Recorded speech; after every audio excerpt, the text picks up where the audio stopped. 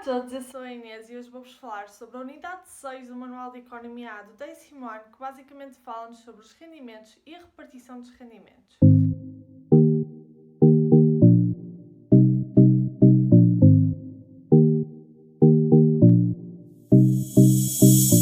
Antes de mais, é muito importante nós sabermos o que são os rendimentos primários e os rendimentos secundários. Basicamente, os rendimentos primários são os salários, juros, rendas e lucros, e os rendimentos secundários são aqueles provenientes do Estado. Vamos então começar por falar sobre a remuneração do fator trabalho, ou seja, vamos falar sobre o salário.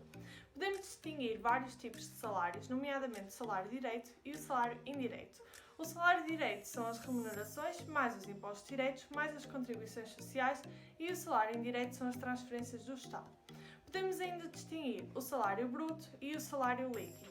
O salário bruto é a remuneração global e o salário líquido é a remuneração subtraindo os impostos diretos e as contribuições sociais. Depois temos ainda o salário nominal e o salário real. No salário nominal falamos sobre a quantidade de moeda que o trabalhador recebe e o salário real é a quantidade de bens e serviços que o trabalhador pode adquirir através do salário nominal, ou seja, o salário real expressa o poder de compra do trabalhador. E o salário real é calculado através do salário nominal a dividir pelo IPC, ou seja, o índice de preços no consumidor, vezes 100. Após isso, podemos distinguir três situações distintas. A redução do poder de compra do consumidor, em que basicamente a taxa de variação do IPC é superior à taxa de variação do salário nominal. Temos o aumento do poder de compra do trabalhador, em que basicamente a taxa de variação do IPC é inferior à taxa de variação do salário nominal. E por fim temos a manutenção do poder de compra do trabalhador, em que a taxa de variação do IPC é exatamente igual à taxa de variação do salário nominal. Paralelamente a isso, ainda podemos ter a fórmula da taxa de variação do salário real, que basicamente é o salário real do ano em causa a dividir pelo salário nominal do ano anterior, menos 1, isso tudo vezes 100.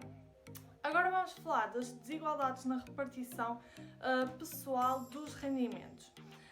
Precisamos então de saber o que é a repartição pessoal e o que é a repartição funcional. Basicamente, com este quadro, nós podemos perceber melhor isso.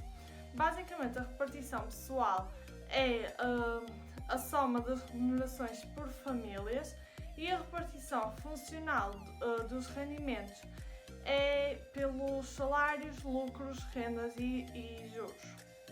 A desigual repartição dos rendimentos tem duas causas, que é a diferente apropriação do fator capital, ou seja, a desigual repartição de rendas, juros e lucros, e também a outra causa é as desigualdades salariais. Então vamos agora falar sobre uma fórmula e um conceito que também está associado às desigualdades na repartição dos rendimentos, que basicamente é o leque salarial, que consiste no salário máximo a dividir pelo salário mínimo. Imaginemos que o leque salarial dava-nos 5. O que é que isto significa? Significa que o salário máximo é 5 vezes superior ao salário mínimo. Vamos então agora falar sobre as medidas da desigualdade na repartição dos rendimentos, ou seja, o que é que os economistas podem utilizar para estudar esse fenómeno. Temos então a curva de Lorenz e também o rendimento nacional per capita. A curva de Lorenz, ou também podemos chamar curva de concentração dos rendimentos, basicamente estabelece a relação entre a percentagem acumulada da população e a percentagem acumulada do rendimento dessa mesma população, ordenado por forma crescente dos rendimentos. E associada a isso surge a reta de equidistribuição dos rendimentos, que basicamente é uma reta que traduz uma igualdade na repartição dos rendimentos. E com isso nós podemos concluir que quanto mais a curva estiver afastada da reta de equidistribuição, mais desigual é a repartição dos rendimentos nesse dado país. Ou então, quanto maior é a área de concentração, mais desigual é a repartição dos rendimentos. Vamos então agora falar sobre o rendimento nacional per capita, que basicamente calcula-se através da divisão entre o rendimento nacional e a população total. No entanto, o rendimento nacional per capita tem algumas limitações, nomeadamente constitui uma média, ou seja, não traduz as desigualdades. Também podemos dizer que não considera os rendimentos gerados pela economia informal e, além disso, não percebemos o contributo do rendimento no bem-estar da população.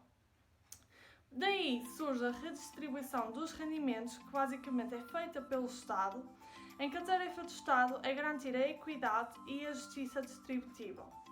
Para isso, o Estado pode atuar de duas formas. Tem a forma de atuação vertical e a forma de atuação horizontal. A forma de atuação vertical basicamente consiste na aplicação de impostos e direitos nos rendimentos da população e a forma de atuação horizontal está associada às transferências correntes ou transferências sociais do Estado. Associado a isso surgem os objetivos principais da redistribuição dos rendimentos, que basicamente é corrigir as desigualdades provocadas pela repartição primária dos rendimentos, cobrir coletivamente os riscos individuais, isto é, situações de desemprego, de velhice ou de doença, e também está associada a colocar à disposição da população um conjunto de bens e serviços sociais, como é o caso da educação, da saúde ou da justiça. Vamos então falar agora das políticas de redistribuição.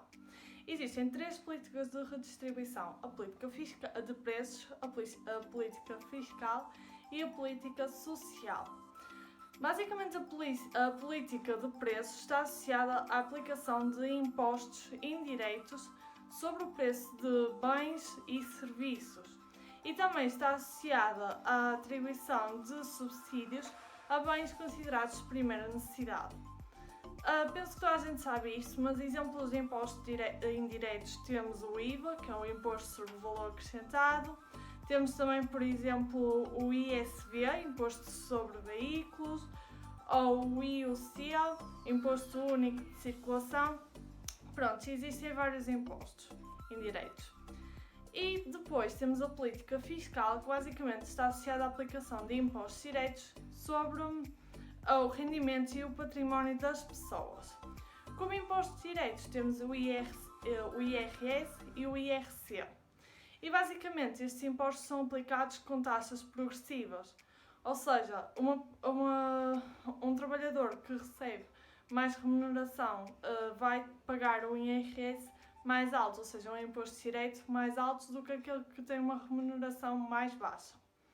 E por fim temos a política social, que basicamente diz-nos que compete ao Estado organizar, coordenar e subsidiar um sistema de segurança social de forma a proteger os trabalhadores e famílias de situações de desemprego ou de doença. E basicamente nós sabemos ainda que as receitas da segurança social provêm das cotizações sociais, ou seja, da taxa social única, que são pagas quer pelos trabalhadores, quer pelas entidades patronais, também em função das remunerações dos trabalhadores. Agora, para terminar a unidade 6, vamos falar sobre o rendimento disponível dos particulares. É muito importante nós termos a noção o que é isto. Basicamente, os rendimentos primários, mais as transferências internas, como é o caso das transferências do Estado, mais as transferências externas, como é o caso das remessas dos imigrantes, isso tudo somado vai dar o rendimento pessoal dos particulares. Depois, se subtraímos a isso os impostos diretos e as cotizações sociais, ou seja, as contribuições sociais, temos então o rendimento disponível dos particulares. E basicamente é este o rendimento que as pessoas vão poder usar ou para a poupança ou para o investimento, que basicamente é o que vamos falar na unidade 7 do Manual de Economia A do 10º ano.